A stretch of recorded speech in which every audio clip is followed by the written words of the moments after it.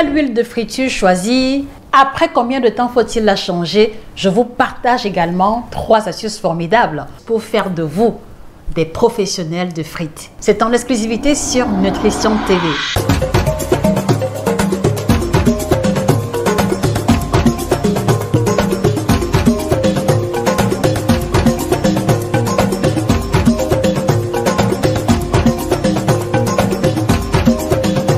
Bonjour à vous chers téléspectateurs, je suis Josica, votre experte en nutrition tropicale et auteure de 12 ouvrages de nutrition à succès que vous trouverez sur Amazon.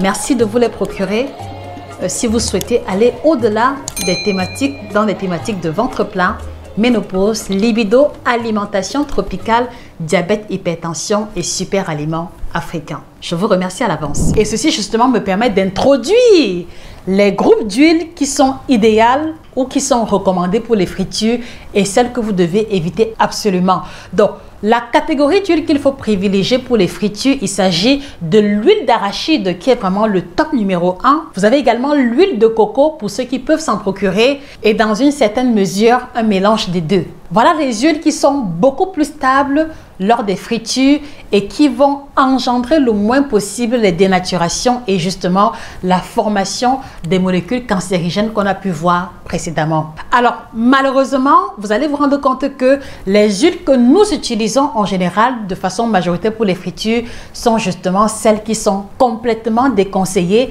parce qu'elles sont instables sous l'effet des hautes températures et vont donner lieu justement à ce qu'on va appeler le cracking, c'est-à-dire que la dénaturation complète des molécules d'acide gras en aldéhyde qui sont des substances cancérigènes. Donc, les huiles qu'il faut utiliser, on a l'huile de tournesol, Ciabania, l'huile de soja, Ciabania, l'huile de coton, l'huile de sésame, l'huile de maïs, c'est encore Abania. L'huile de palme aussi n'est pas très recommandée pour les fritures parce que vous voyez très bien que si on doit s'en tenir aux signes qu'on a vu au début, lorsque vous utilisez l'huile de palme pour la friture, pendant la friture, l'huile de départ qui était complètement rouge, riche en carotène, va finir par dégager de la fumée et aura tendance à se blanchir. Et c'est ça le signe de la formation des amines hétérocycliques, des substances cancérigènes dont nous essayons de prévenir la formation. Donc, vous avez désormais le listing des huiles, donc évitez-les au maximum. Donc, l'huile d'olive également n'est pas recommandée à la friture. Je récapitule et j'insiste. Essayez autant que possible de privilégier l'huile d'arachide ou l'huile de coco ou l'association des deux pour les fritures et ceci va aider vraiment à limiter autant que possible la formation des molécules que nous essayons d'éviter, sources de cancer, etc. Au regard de ce listing d'huile, les amis, je vous repose la question, laquelle de ces huiles utilisez-vous pour vos fritures habituelles? Je serai heureuse d'apprendre et de vous lire. Merci de partager avec nous dans les commentaires. Autre recommandation et pas des moindres, lorsque vous avez déjà des huiles qui sont impropres à la consommation, et ça, ceci concerne beaucoup plus nos frères et sœurs de la diaspora, évitez de verser cette huile-là dans l'évier parce qu'elle peut boucher l'évier. Évitez également de la verser dans le bidet des toilettes parce que ce n'est pas l'idéal. Essayez de la recueillir dans un récipient pour le recyclage sous forme de biocarburant parce que cela se fait exactement comme on le fait avec les bouteilles en plastique en Allemagne ou alors avec les bouteilles en verre dans d'autres pays. Détail d'importance également, n'oubliez pas après chaque friture de transvaser l'huile dans un autre récipient qui va être fermé hermétiquement et conservé à l'abri de la lumière. Je sais qu'on n'est pas très familier de cette pratique, mais il faut comprendre que lorsque vous terminez la friture, il ne faut pas laisser l'huile exposée à l'air parce que le contact de l'huile de friture, déjà fragilisée par la chaleur, avec de l'air, va juste prolonger le processus de dégradation ou le processus d'oxydation et ça fait que au contact également de la lumière, ceci va amplifier le processus. Donc l'idée ici est de se dire que si vous tenez à réutiliser votre huile de friture, vous la recueillez dans un bocal après filtration bien sûr et ensuite vous fermez hermétiquement pour limiter le contact avec l'air et vous réservez cela dans un endroit sombre, donc dans un placard sombre où il n'y a pas de lumière ou alors au réfrigérateur tel que c'est recommandé. Et là vous allez donc avoir une huile qui est stabilisée et qui ne sera pas sujette à l'oxydation ou à la dégradation jusqu'à la prochaine friture.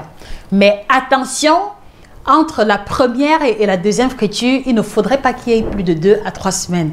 Donc, si cela dépasse 2 à 3 semaines, il faut donc chercher à renouveler complètement le bain de friture, toujours pour des préoccupations de santé. Une autre information d'importance, c'est que lorsque vous retirez l'huile de la friteuse ou du récipient qui a servi à la friture, inutile de préciser qu'il faut le laver complètement parce qu'il y a toujours au fond des particules et si elles s'accumulent, ceci amplifie le processus de dégradation ou d'oxydation de l'huile en question.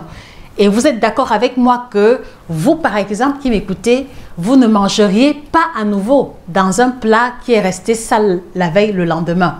Donc, c'est également pareil si vous nettoyez les plats que vous utilisez au quotidien. Il faudrait qu'il en soit également pareil avec votre friteuse ou le récipient que vous utilisez pour les fritures à chaque utilisation. Alors, je voudrais aussi préciser, les amis, qu'en vous donnant ces recommandations, je ne suis pas déconnectée de la réalité. Je suis consciente que le coût des denrées alimentaires devient de plus en plus cher. Je suis d'autant plus consciente que le coût de l'huile a connu une augmentation spectaculaire. Ne pensez pas que je ne prends pas ce détail en considération. Mais le but de la vidéo est justement de nous aider à remettre en question nos pratiques culinaires habituelles, le fait de faire frire le poisson, de faire frire la viande avant de l'incorporer dans la sauce, le fait de faire frire les pommes, faire frire le plantain avant de revenir encore mettre dans une sauce remplie d'huile. Le but ici également est de nous faire comprendre qu'on a le devoir et l'obligation d'adapter nos préférences alimentaires, d'adapter nos pratiques alimentaires à la réalité ambiante. Et cela suppose que si vous trouvez que appliquer les recommandations que je viens de vous suggérer pour le bien de la santé va vous demander un investissement supplémentaire, va vous demander un budget supplémentaire, ceci est peut-être l'indicateur selon lequel il faut repenser nos techniques de préparation. Ceci est peut-être l'indicateur qu'il faut retrouver le moyen de consommer les fritures moins souvent. Ceci est peut-être l'indicateur qu'il va falloir qu'on apprenne à se détacher un peu de ce que l'on aime pour choisir ce qui est moins coûteux et également avantageux pour notre santé. Et je voudrais juste vous inviter à faire individuellement l'introspection pour faire ce qui s'impose à votre esprit. Et dans la prochaine vidéo, je prends l'engagement de vous présenter 3 autres astuces qui vous aideront à manger les frites sans mettre en danger votre santé ni votre budget. Et on verra également ensemble les alternatives à la friture qui sont tout aussi délicieuses et qui vont nous permettre de sauvegarder notre porte-monnaie. Je précise également en passant que la formation en nutrition tropicale est toujours d'actualité. Donc, merci de nous écrire via email pour obtenir les différentes modalités.